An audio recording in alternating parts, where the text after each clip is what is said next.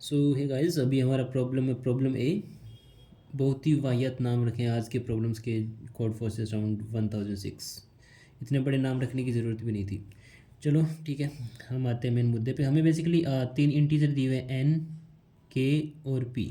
ठीक है, और एन एक एरे है बेसिकली, जिसमें स्टार्टिंग में सारे एलिमेंट्स ज़ीरो ज़ीरो है। ठीक है, zero zero zero up to n, all the elements are zero. ठीक है, और हम क्या कर सकते हैं, किसी भी एलिमेंट को उठा के उसको हम रिप्लेस कर सकते हैं किसी इंटीजर से, जो कि कितना होगा, माइनस पी से पी के बीच में। ठीक है, माइनस पी से पी के बीच में हम कोई भी वैल्यू किसी भी जगह इस एरे में रिप्लेस कर सकते हैं। ठीक है, और फाइनली हमें बताना है कि इस एरे का जब हम सम निकालेंगे उसको हम के इक्वल कर सकते हैं या फिर नहीं कर सकते। ठीक है, और कर सकते हैं तो फिर हमें कितने ऑपरेशन लगेंगे। ठीक है, तो पहली चीज़ तो हमें ये डिसाइड करना है कि is it possible, is it possible.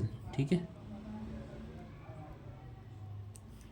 ठीक है, अगर यस होता है तब हमें ऑपरेशन बताना है, अगर नो होता है तब हमें -1 प्रिंट करना है सीधा। ठीक है, तो पॉसिबल कब नहीं होगा, किस केस में पॉसिबल नहीं होगा। अब पहली चीज़ तो इसमें के और पी है ना, ये नेगेटिव वैल्यूज़ भी हो सकती है। तो हम क्या करेंगे, सबसे पहले इनकी एब्सोल्यूट वैल्यूज़ निकाल लेंगे। के इक्वल्स टू रख देंगे एब्सोल्यूट वैल्यू ऑफ के। ठीक है, और पी इक्वल्स टू रख देंगे एब्सोल्यूट वैल्यू ऑफ पी। ये मैंने क्यों किया पता चल रहा है, क्योंकि हम नेगेटिव वैल्यूज़ के साथ डील नहीं करेंगे, हम सीधा पॉजिटिव वैल्यू के साथ करेंगे। अगर के नेगेटिव है तो हम पी की नेगेटिव वैल्यूज़ रखेंगे, इसकी बजाय के को ही हम पॉजिटिव कन्वर्ट कर लेते हैं और फिर पी की पॉजिटिव वैल्यूज़ रख के फिर उसका सम निकाल लें। ठीक है, इसलिए हमने स्टार्टिंग में ये कर लिया, दोनों की एब्सोल्यूट वैल्यूज़ निकाल ली। ठीक है, ताकि हमारे दोनों पॉजिटिव रहे और हमें पॉजिटिव वैल्यू के साथ ही डील करना पड़े, नेगेटिव वैल्यू से कोई लेना देना नहीं है। अब देखो, हमने क्योंकि इसमें एब्सोल्यूट वैल्यू निकाल ली है, अब किस केस में पॉसिबल नहीं होगा, अगर हम इस के को अचीव नहीं कर पाते हैं। मतलब हर जगह अगर जहाँ जहाँ पे सब जगह जीरो है, हर जगह अगर मैं पी रख दूँ, पी पी पी ना, क्योंकि यही मैक्सिमम वैल्यू है जो हम रख सकते हैं इसमें, क्योंकि माइनस पी से पी तक रख सकते हैं। अब ये मैक्सिमम वैल्यू अगर हर एलिमेंट की जगह मैक्सिमम वैल्यू रखूँ तो इसका टोटल सम कितना होता है, एन इंटू पी। ठीक है, क्योंकि एन एलिमेंट्स है और पी वैल्यूज है सारी। अगर ये भी लेस देन के हो जाता है, मतलब के को अचीव नहीं कर पाते, उस केस में -1 होगा। ठीक है, तो ये तो हो गया -1 वाला केस, जो कि हमने कोड में भी हैंडल किया यहाँ पे कि if n into p is less than k तब -1 कर दो। ठीक है, अदरवाइज़ हमें बताना है कि कितने ऑपरेशन लगेंगे। ओके, अब देखते हैं यहाँ पे कितने ऑपरेशन लगेंगे। पहली चीज़, अगर के की वैल्यू ज़ीरो है तब कोई भी ऑपरेशन नहीं लगेगा, क्योंकि एरे के अंदर ऑलरेडी पहले से ही सारे एलिमेंट्स ज़ीरो है, तो इस एरे का सम ऑलरेडी ज़ीरो है। ठीक है, अगर के इक्वल टू ज़ीरो है तब नो ऑपरेशन।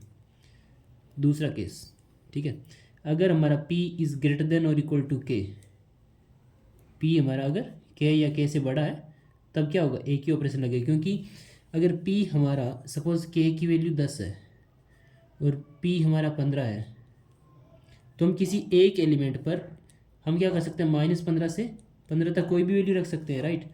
तो हमें कितना चाहिए, 10 चाहिए टोटल सम। तो हम किसी एक एलिमेंट पर जाके -15 से 15 की जो कोई भी वैल्यू रख सकते हैं, तो हम यहाँ पे जाके 10 रख देंगे तो हमें सम 10 मिल जाएगा। तो इस केस में कितने ऑपरेशन लगेंगे, एक ऑपरेशन लगेगा। ठीक है, अदरवाइज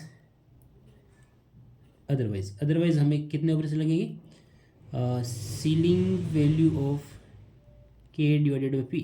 मतलब इस केस में क्या है, p greater than equal to k नहीं है, पी लेस देन के है। ठीक है, हमें के तक अचीव करना है तो हमें कुछ पी कुछ ऐड करने पड़ेंगे, राइट, किसी एक यहाँ तक जाके, और फिर कुछ रिमाइंडर बचेगा के को अचीव करने के लिए। ये सपोज मान लेते हैं कि एक्स टाइम्स एम टाइम्स, ठीक है, एम टाइम्स पी, मतलब के इस तरह से, क्योंकि पी के से छोटा है। ठीक है, अब ऐसा हो सकता है कि k is equals to m times p plus some remainder, इस फॉर्मेट में हो सकता है। ठीक है, अब रिमाइंडर ज़ीरो भी हो सकता है, राइट। तो हमें क्या करना है कि सीलिंग वैल्यू निकालनी है इसकी। तो इस केस में हमें ceiling value of k divided by P. ठीक है, एग्जाम्पल से समझते हैं। सपोज के इज़ 10 एंड पी इज़ 3। तो इस केस में क्या होगा, के इक्वल्स टू, हमने क्या फॉर्मेट लगे, M into P plus some reminder. तो के हमारे कितना है, 10 इक्वल्स टू एम की वैल्यू कितनी होगी, 3 इंटू पी कितना है 3 + 1 इस फॉर्मेट में ना, राइट। तो यहाँ पे हमें कितने ऑपरेशन लगेंगे, टोटल 10 / 3 इसकी सीलिंग वैल्यू, तो टोटल 4 ऑपरेशन लगेंगे। मतलब हमें पहले ज़ीरो को 3 से रिप्लेस, दूसरे ज़ीरो को 3 से रिप्लेस, तीसरे ज़ीरो को 3 से रिप्लेस, चौथे ज़ीरो को 1 से रिप्लेस, तो टोटल 4 ऑपरेशन लग गए, ठीक है। तो इसका कोड देख लेते हैं सिंपल। आप टेस्ट केस वगैरह भी ऐड कर लेना, मैं सिंपल यही दिखा रहा हूँ। एन के और पी 3 वेरिएबल इनपुट ले लिए। उसके बाद अगर के 0 है तो हमने क्या डिसाइड किया था कि हमें कोई भी चेंज नहीं करना, सीधा 0 आउटपुट करके यहीं से कंटिन्यू करना है। अदरवाइज़ हम इनकी एब्सोल्यूट वैल्यूज़ निकाल ली ऑलरेडी, ठीक है, ताकि पॉजिटिव वैल्यू के साथ ही डील करना पड़े। और फिर हमने देखा कि अगर ये तो इम्पॉसिबल वाला केस है जहाँ पे एन इंटू पी अगर लेस देन के है तब -1 आउटपुट और फिर यहाँ से कंटिन्यू कर जाओ। अदरवाइज़ अगर पी हमारा ग्रेटर देन इक्वल टू के है तो हमने देखा था p greater than equal to k case में 1 प्रिंट करना है, ठीक है, क्योंकि -p से p के बीच में कोई भी वैल्यू रख सकते हैं। तो यहाँ से 1 प्रिंट करो और कंटिन्यू कर जाओ। अदरवाइज़ यहाँ पे सीलिंग वैल्यू निकाल दो, k/p ये हमें फ्लोर वैल्यू देगा। अगर कुछ रिमाइंडर बचता है तो आंसर ++ कर दो, ठीक है, मतलब ये सेलिंग वैल्यू कैलकुलेट कर लेगा। और यहाँ से हमने आंसर को प्रिंट कर दिया, सिंपल। ओके, सो मैं ये कोड कमेंट में भी ऐड कर दूंगा। बाकी thank you so much for watching the video.